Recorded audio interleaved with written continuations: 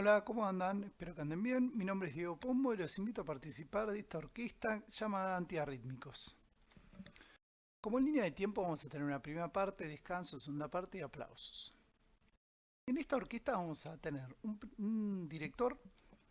En celeste está marcado los instrumentos agudos, los timbales y los instrumentos graves que lo vamos a marcar en amarillo. El director, entre los instrumentos agudos vamos a tener la flauta y el violín, los timbales, el centro en verde, y como instrumentos graves vamos a tener el saxofón y el violonchelo. Y vamos a hacer una secuencia. Arranca el movimiento en el director para que a partir de ahí los sucesivos instrumentos.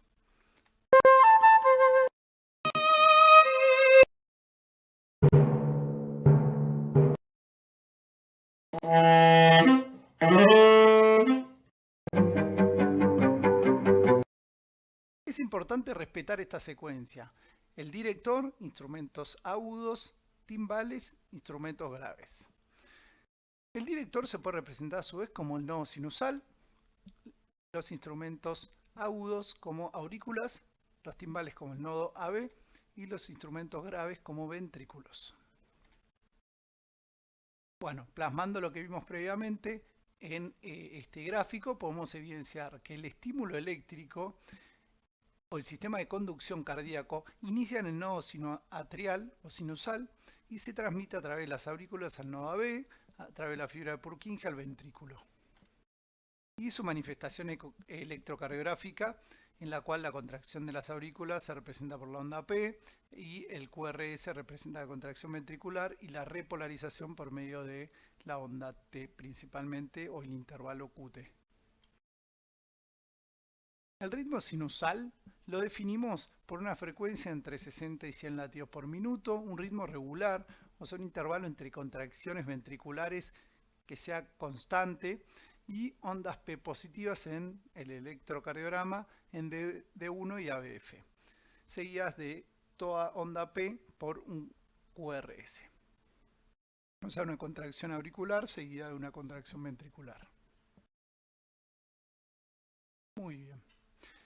Vamos a la izquierda, tenemos un gráfico de una célula miocárdica y a la derecha vemos las corrientes y un potencial de acción, que va a representarse mediante 5 fases, donde vamos a tener la fase 0, donde el potencial de membrana aumenta de manera considerable para desarrollar un potencial de acción. En la fase 0 hay una brusca corriente de sodio que se representa en color celeste, que representa justamente la entrada hacia el intracelular de sodio, que se va a definir por medio de la conformación del canal de sodio, que consta de 3 estados, en el cual se puede encontrar en estado cerrado, que generalmente corresponde al reposo, que puede estar en estado abierto, que es cuando recibe el estímulo eléctrico, que se abre y permite justamente el influjo o la corriente de sodio hacia el intracelular, y a su vez, después del estado abierto, pasa a un estado inactivado. Muy bien. Bueno, retomando entonces la fase 0, ingreso considerable de o corriente de sodio. Después tenemos una depresión que se correspondería a la fase 1, que se caracteriza por la apertura de los canales de potasio ultra rápidos y rápidos. A su vez tenemos la fase 2, que consiste en un ingreso de calcio, ya sea de liberación de retículo sarcoplasmático o por medio de el ingreso desde el extracelular, y persiste la salida hacia el extracelular de la corriente de potasio y la apertura de canales de potasio más bien tardíos. Después, en la fase 3 hay un predominio de la salida de potasio hacia el extracelular y a su vez el retorno del calcio hacia el retículo sarcoplasmático. Y por último, en la fase 4 tenemos la repolarización finalizada hacia el potencial de reposo por medio de la contribución de la bomba de sodio ATPasa, que extruye hacia el extracelular justamente 3 sodios y mete 2 potasios. Muy bien. En cuanto a los potenciales de acción, entonces en los miocardiocitos, tanto auriculares como ventriculares, veríamos este gráfico que consta de estas 5 fases que describimos previamente y que vamos a repasar con la fase 0, el ingreso de calcio hacia el de sodio hacia el intracelular, perdón. En la fase 1, la salida de potasio. En la fase 2, la salida de potasio con el ingreso de calcio. En la fase 3, el predominio de la salida de potasio.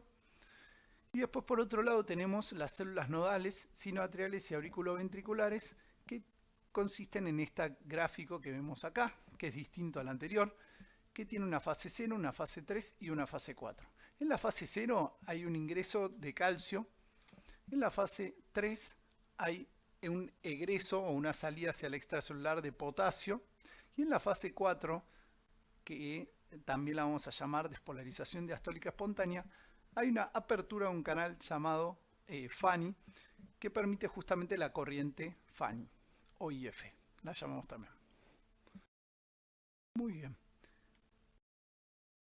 Generalmente consideramos que es fácil mencionar cuando una persona no tiene ritmo.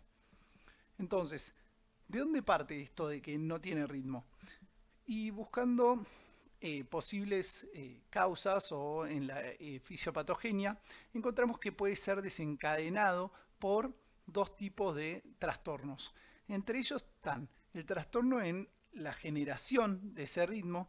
Por ejemplo, puede ser que si una persona mantiene un ritmo adecuado, un músico mantiene la secuencia del director, instrumentos agudos, timbales, instrumentos graves. Puede ser que en una de esas tengamos que esa secuencia se vea alterada porque alguno de los músicos decide en algún momento tocar su instrumento a pesar de la secuencia que estamos definiendo. Entonces se está generando un impulso que no debería ir en ese orden. Y después también tenemos trastornos en la conducción eléctrica, que sería principalmente que no hay una comunicación adecuada entre estos músicos. Por ejemplo, que el director de la señal para que los instrumentos agudos inicien a musicalizar y que los timbales, por ejemplo, estén distraídos y inicien su acción más tarde. Bien, vamos a detallar un poco más esto. Por ejemplo, en este caso vamos a repasar lo que sería la secuencia o el ritmo sinusal hasta el momento definido por nosotros.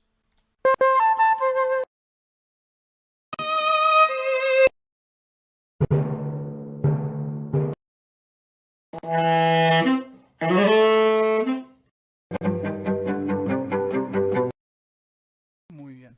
Nodo sinoatrial, aurículas, nodo B, ventrículos. Lo que es el ritmo sinusal normal definido en este caso por mí. El trastorno en la generación eléctrica puede ser, por ejemplo, por medio de esta secuencia. El director inicia el movimiento, el estímulo.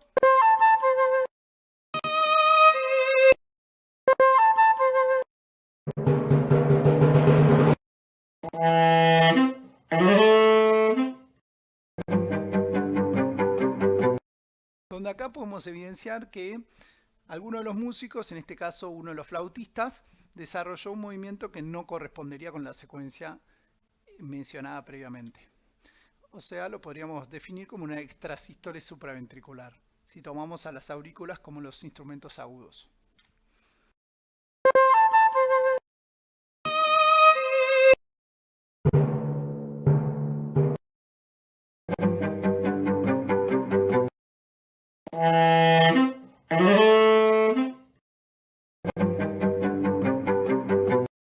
Y en este caso podemos mencionar que uno de los violonchelos, uno de los músicos, justamente desarrolló su instrumento previo a lo que le correspondería. Entonces lo podríamos llamar como el extrasístole ventricular, teniendo en cuenta que los instrumentos graves correspondían a los ventrículos.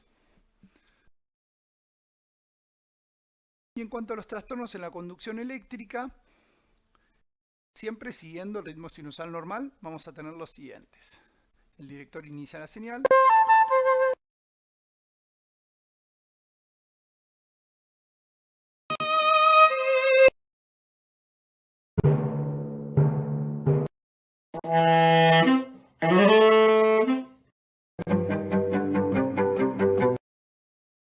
podemos evidenciar que hubo un retardo entre el inicio de la acción del violín. Entonces, podemos hablar de que hay un trastorno en la conducción eléctrica, principalmente a nivel auricular, algo así como decir un bloqueo auriculoventricular. Vamos con la siguiente. El director inicia el movimiento.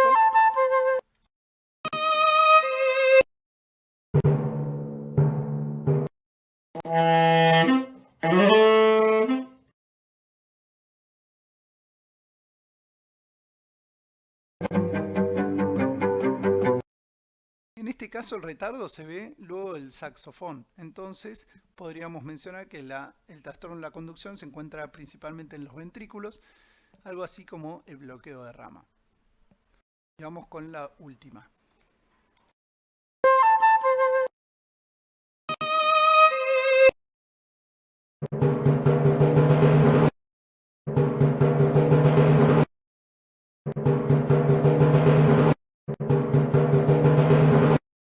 En este caso vemos que hay un mecanismo de reentrada en el cual se autoestimulan las células, en este caso ubicadas en nodo auriculoventricular.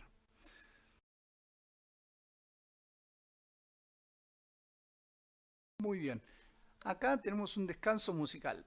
Vamos a hablar ahora sobre las indicaciones del tratamiento. No toda arritmia se trata. Entonces, ¿cuáles vamos a tratar? Las arritmias que tienen descompensación hemodinámica y las arritmias que son potencialmente letales. Las arritmias tienen como tratamiento el no farmacológico y el farmacológico. Nosotros nos vamos a enfocar principalmente en el farmacológico, con los antiarrítmicos. Como conceptos generales de los antiarrítmicos, como ya dijimos previamente, no toda arritmia requiere un tratamiento. Todo fármaco antiarrítmico, como efecto adverso, puede generar una arritmia, ya sea una bradiarritmia que descienda la frecuencia cardíaca o una taquiarritmia que aumente la frecuencia cardíaca, o también llamado como una disritmia. Los antiarrítmicos que bloquean los canales de potasio van a producir prolongación del QT, del intervalo QT. Todo fármaco que prolonga el QT, como efecto adverso, puede generar torsada de puntas, que es esta manifestación electrocardiográfica y que es potencialmente letal. Y los antiarrítmicos se caracterizan por ser fármacos con un estrecho margen entre eficacia y toxicidad, por lo que requieren continuos controles.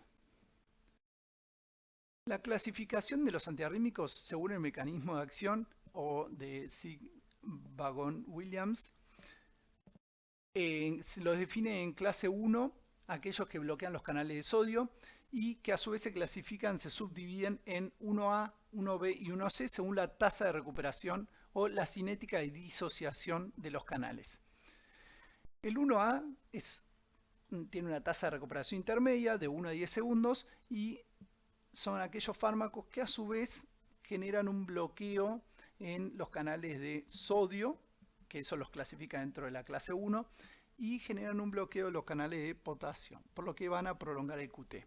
Entre ellos está la procainamida. Los de clase 1B son aquellos que tienen una tasa de recuperación muy breve, una cinética de disociación muy rápida. Se van a disociar del canal justamente muy rápido. Por lo tanto, el canal recupera su función justamente muy rápido. Entre ellos está la lidocaína. Los fármacos antiarrítmicos de clase 1C son aquellos que tienen una tasa de recuperación más bien prolongada, de más de 10 segundos, o sea que su cinética de disociación es lenta y tienden a prolongar el PR y el QRS. Y entre ellos está la flecainida y la propafenona. Después están los antiarrítmicos de clase 2, que son los betabloqueantes. Los de clase 3, los que prolongan el potencial de acción por medio del bloqueo de los canales de potasio. Entre ellos, que ya habíamos dicho, que como aumentan el periodo refractario, van a prolongar el QT y van a conllevar mayor riesgo de torsada de puntas. Y la amiodarona es un ejemplo de fármaco de esta clase. Y después están los antiarrítmicos de clase 4, los bloqueantes cálcicos, entre ellos el verapamilo. Y hay una clasificación para otros que vamos a mencionar principalmente la adenosina y la digoxina. Muy bien. En cuanto a lo que serían los canales de sodio, podemos ver que, como mencionamos previamente, constan de tres estados, en los cuales se encuentran reposo, cuando el potencial de membrana está en reposo, se abren cuando el potencial de membrana aumenta justamente el potencial de umbral para el desarrollo del potencial de acción, tienden a abrirse los canales de sodio y después del estado abierto pasan a un estado inactivo, que es este que estaría en rojo. Justamente en este estado inactivo, o en lo que sería la fase 2 del potencial de acción y 3, hay menos probabilidad de que se desarrolle un nuevo potencial de acción y es lo que uno conoce como periodo refractario. Y acá podemos evidenciar que la taquicardia aumenta la eficacia del bloqueo de los canales de sodio. En aquellos fármacos que generan un bloqueo por medio de los canales de sodio abiertos e inactivos, en la taquicardia se disminuye el periodo de reposo, entonces reclutamos más canales. Este es un ejemplo del mecanismo de acción de la lidocaína. En la clase 1A, entonces, habíamos dicho que son fármacos que generan bloqueo de los canales de sodio y que prolongan la duración del potencial de acción. Vemos que este sería el potencial de acción normal, el que es la línea continua, y en la línea punteada podemos ver el antiarrítmico de clase 1A, donde vemos que prolonga la duración del potencial de acción por este bloqueo del canal de potasio y a su vez tarda en llegar a desarrollar el potencial de acción por este bloqueo en los canales de sodio. En la clase 1B también vemos que el bloqueo del canal de sodio genera un retardo en el desarrollo del potencial de acción, pero que no prolonga la duración del potencial de acción. Y en la clase 1C también el bloqueo de los canales de sodio genera un retardo en desarrollar el potencial de acción, pero que tampoco prolonga la duración del mismo. En la clase 2, los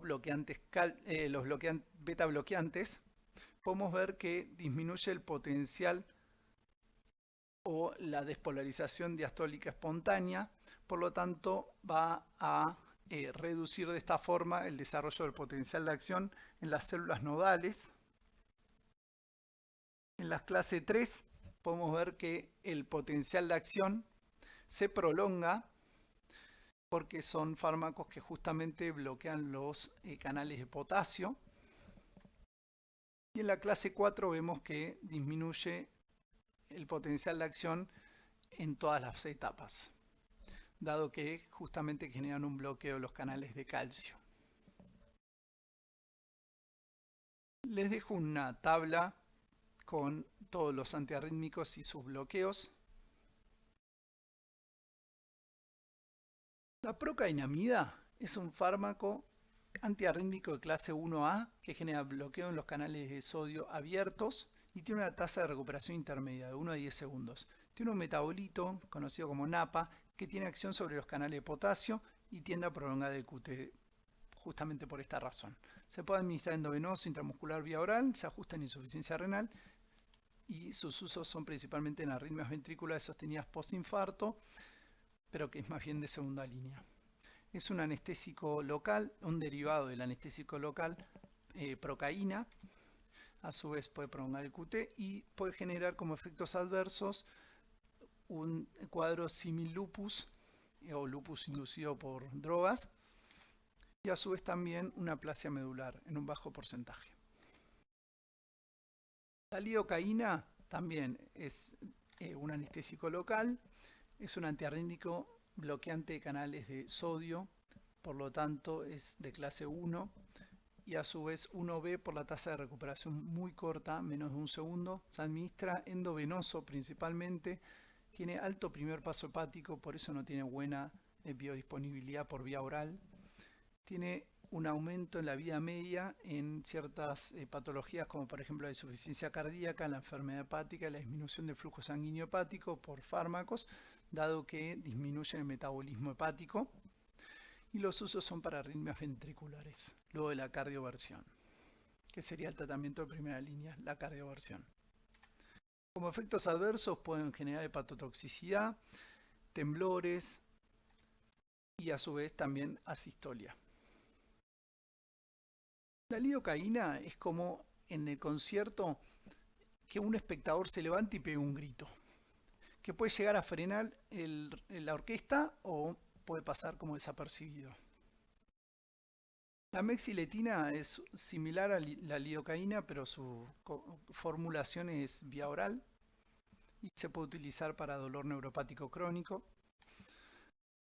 La propafenona y flecainida son bloqueantes de canales de sodio, por lo tanto son de clase 1 entre los antiarrítmicos y a su vez son antiarrítmicos de clase 1C por la tasa de recuperación más bien prolongada de más de 10 segundos. Se pueden administrar por vía oral o endovenoso, prolongan el PR y QRS y su uso principal es para revertir la fibrilación auricular a ritmo sinusal en pacientes sin cardiopatía estructural.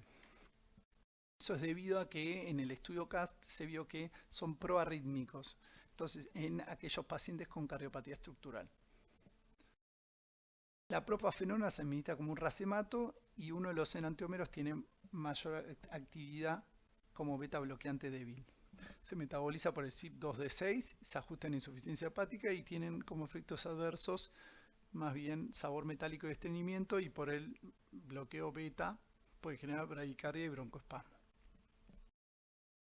El atenolol es un antiarrítmico de clase 2, es un beta bloqueante cardioselectivo que ejerce un bloqueo beta 1 adrenérgico. Disminuye la concentración de AMP cíclico intracelular, por lo tanto va a disminuir la entrada de calcio del extracelular, va a disminuir la salida de calcio desde el retículo sarcoplasmático y va a disminuir la actividad de la bomba sodio-potasio ATPasa. Por lo tanto, va a deprimir los nodos sinoatrial y atrioventricular al disminuir la pendiente fase 4 o despolarización diastólica espontánea. Tener presente las contraindicaciones, el abecedario, que vimos clases previas, y sus usos son principalmente para el control de la respuesta ventricular en taquiarritmias supraventriculares como fibrilación auricular. Disminuye la mortalidad. El sotalol es otro antiarrítmico beta bloqueante que se lo clasifica en la clase 3 dado su considerable bloqueo sobre los canales de potasio. A su vez ejerce un bloqueo sobre canales de sodio débil. Se administra como un racemato, ambos enantiómeros presentan funcionalidad sobre los canales de potasio y uno de ellos tiene efecto beta bloqueante. Se administra vía oral, 100% de biodisponibilidad, y sus usos son principalmente para las taquiarritmias ventriculares y para mantener ritmo sinusal en fibrilación auricular. La amiodarona es un antiarrítmico de clase 3 que se clasifica así porque genera justamente un bloqueo sobre los canales de potasio como acción predominante, pero a su vez actúa sobre múltiples corrientes iónicas, generando un bloqueo también de canales de sodio inactivos, de calcio y adrenérgico. Se puede administrar por vía oral o endovenosa, tiene una semivía bifásica que puede durar de semanas a meses. Se acumula en corazón, hígado, pulmón, piel y lágrimas y justamente se va a relacionar con sus efectos adversos. Se metaboliza por medio del CYP3A4, inhibe su propio metabolismo y a su vez también inhibe el CYP12-9 y la glucoproteína P, prolonga el PR, QRS y QT y sus usos son principalmente para el tratamiento de arritmias ventriculares, fibrilación ventricular resistente a otros fármacos, tratamiento de fibrilación auricular. Es considerado como una amenaza de bomba en este caso y en esta clase, dado que si la orquesta es nueva puede frenar el evento y retomarlo otro día, mientras que si la orquesta conoce del tema puede seguir adelante, que no genere ningún tipo de intercurrencia este llamado.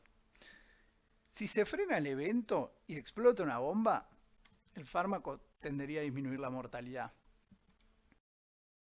A su vez, la amiodarona es un análogo estructural de la hormona tiroidea, que podemos evidenciar justamente las moléculas de iodo en su estructura. Bloquea la conversión periférica de T4 a T3, por lo tanto, como efectos adversos característicos vamos a ver tanto hiper como hipotiroidismo, Puede generar hepatotoxicidad, recordemos que se acumula en hígado, entre otros tejidos. Puede generar microdepósitos en córnea, se acumula en lágrimas, y a su vez también se acumula en pulmón, por lo tanto puede generar a largo plazo fibrosis pulmonar. Por eso es importante controlar a estos pacientes con radiografía de tórax o eventualmente tomografía y a su vez también con espirometría o pruebas funcionales pulmonares. La dronedarona es un fármaco que actúa similar a la amiodarona, es un derivado no iodado de la amiodarona que se administra por vía oral. Importante, es metabolizado por el CYP3A4 y hay que monitorizar enzimas hepáticas porque es muy hepatotóxico. El verapamilo es un antirrítmico de clase 4 dentro del grupo de los bloqueantes cálcicos que actúa por medio del bloqueo de los canales de calcio tipo L.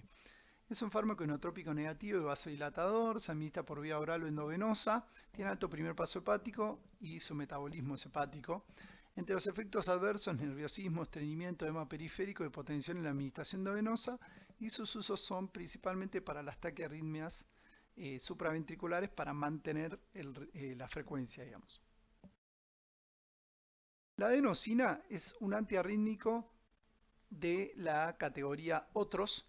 Es un nucleócido natural que el mecanismo de acción es principalmente la apertura de los canales de potasio sensibles a acetilcolina en el nodo auriculoventricular, lo que justamente torna más negativo el potencial de membrana, por lo tanto lo hiperpolariza y suprime la producción de nuevos potenciales de acción. Se administra endovenoso rápido, en bolo, tiene una semivida muy corta, esa es la razón por la que se administra en bolo, y como efectos adversos puede generar asistolia transitoria y más bien inespecíficos el resto, puede generar enrojecimiento en un alto porcentaje de los pacientes y a su vez también broncoespasmos. Y los usos son de elección para taquicardia paroxística supraventricular. La digoxina es otro antiarrítmico de la categoría otros que justamente ejerce su acción por medio de la inhibición de la bomba sodio-potasio ATPasa, que va a aumentar la concentración intracelular de sodio, lo que a su vez justamente torna o permite el antiporte inverso entre el sodio y el calcio. Si aumenta la concentración intracelular de sodio, va a tender a salir por esta bomba que justamente saca 3 sodios, pero va a meter 2 calcios.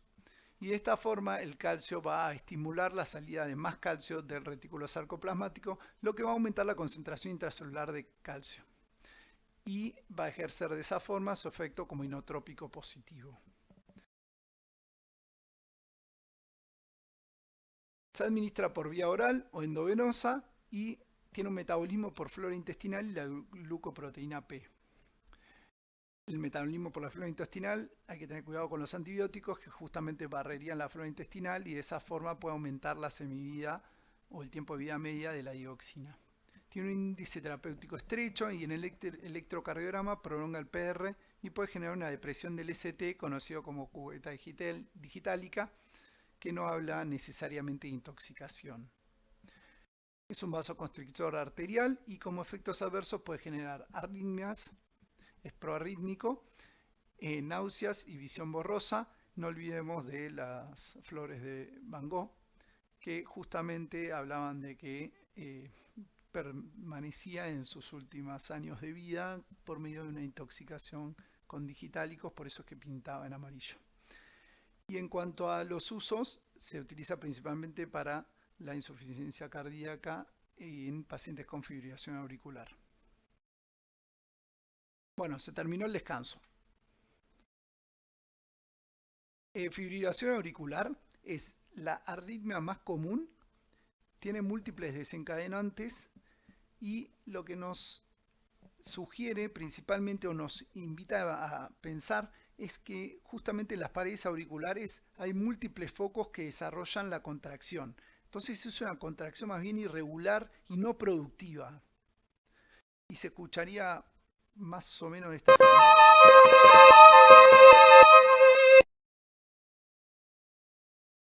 Acá está el algoritmo para que trabajemos en el trabajo práctico.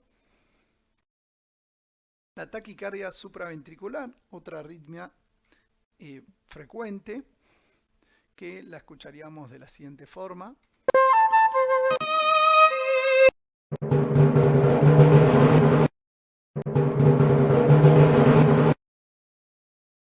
En el cual justamente veíamos un mecanismo de reentrada a nivel del nodo auriculoventricular. Y acá el algoritmo manejo, en el cual vamos a resaltar principalmente las maniobras vagales, que como habíamos visto, el próximo paso si no responde a las maniobras vagales en un paciente estable hemodinámicamente es la adenosina. Las maniobras vagales justamente lo que van a hacer es aumentar la producción de acetilcolina, y la acetilcolina lo que hacía era estimular la apertura de un canal de potasio. Si no responde a las maniobras vagales, recurrimos a la farmacológica, que es la adenosina. Y la fibrilación ventricular, que es una arritmia potencialmente mortal,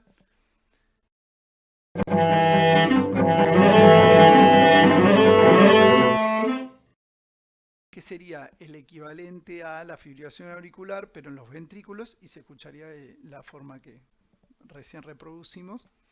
Y en el algoritmo de la fibrilación ventricular podemos ver que de elección se encuentra la cardioversión eléctrica, la desfibrilación en este caso, que si no responde está la adrenalina, y que como tercera instancia está la amiodarona y la lidocaína, que la amiodarona habíamos dicho que era como esa amenaza de bomba, y la lidocaína como ese grito del espectador. Esta orquesta finalizado, les dejo mi mail para cualquier reseña.